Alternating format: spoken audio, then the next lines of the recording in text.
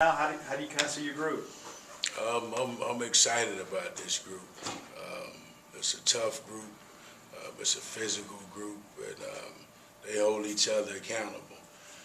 Even just yesterday's practice, after we watched it as an offensive staff, it was better than what I thought. I guess maybe they didn't want to do Indy drills, and I was so kind of heated at them during that. But then you go back and watch the tape last night as a staff, and it's like, golly, this may have been one of our best practices. So, but I'm excited about the group. It's some experience, but it's guys in different roles, different positions, and we'll see. We'll see game one.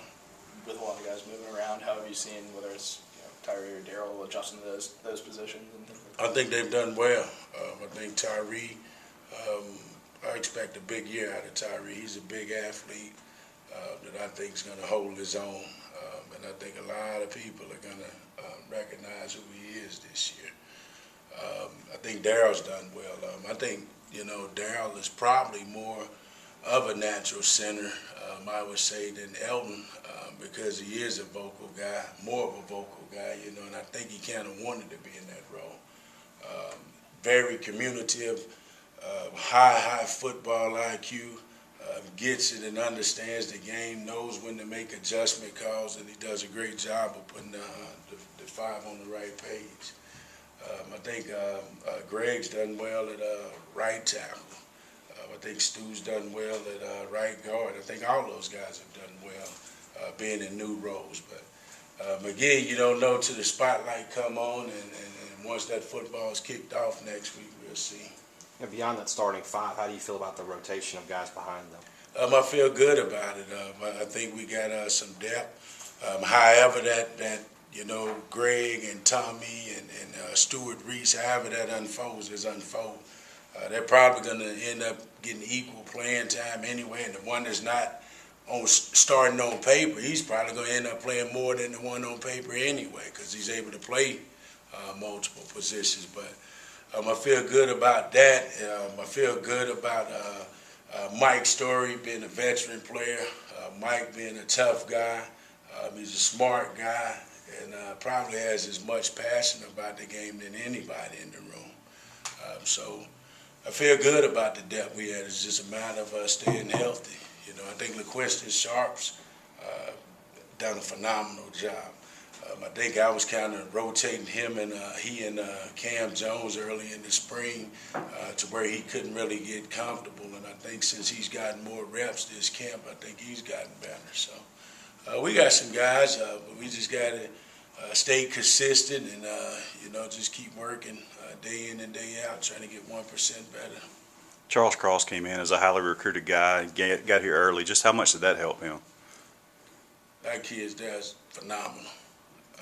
He's going to be a superstar one day.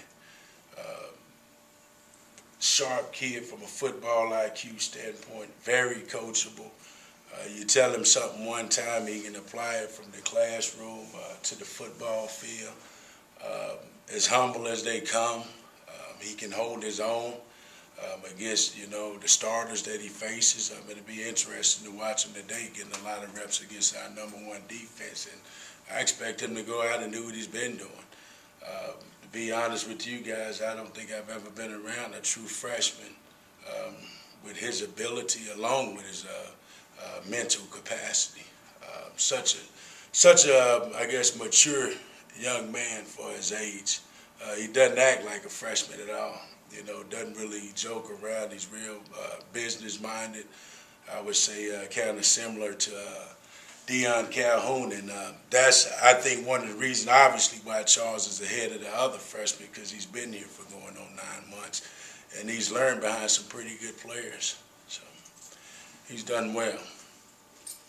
You mentioned LaQuiston Sharp. Where do you kind of see him factoring in this year? Well, I wanted to get him comfortable as far as the playbook first, so I left him at just strictly the right guard position. So that's all he's done to this point. But I had a conversation with him before camp saying, hey, in order for you to get on the field, the quickest way may be at the center position, especially being that Daryl's leaving, after this season. So from here moving forward, I'm going to start cross-training him. And again, I didn't want to do it because I wanted him to understand the system and the playbook. I know now that he understands the playbook. Now I got to teach him how to play left guard as well as center. So, but he's done well.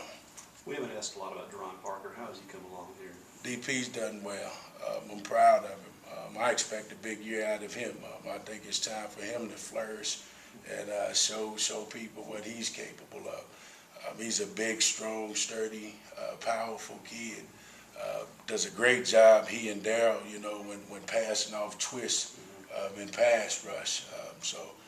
My expectations for him, and he understands that he has to be able to snap too. So I don't know if you guys have paid a lot of attention, but he's not quite half. I bet you out of because I keep account of who's getting what reps each day, and he's probably got a total of like 700 reps.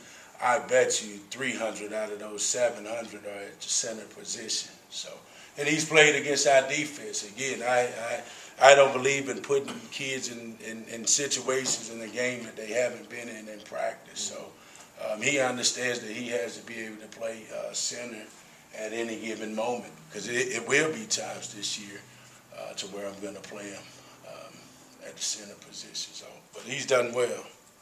We've talked with guys at other positions about having year two under Coach Joe's offense and things, and he was telling us in the chalk talk thing, Coach Moorhead was about offensive line and having 4 hands on each guy and 4 eyes on the next level and stuff like that. Things. How beneficial is it now to be in year two for the offensive line? Very beneficial. Again, I've had conversations with that group, our room. We should be better than we were last year because we know and understand the system better. You've been beside the guy that's playing beside you another year now, so I don't think it should be a letdown.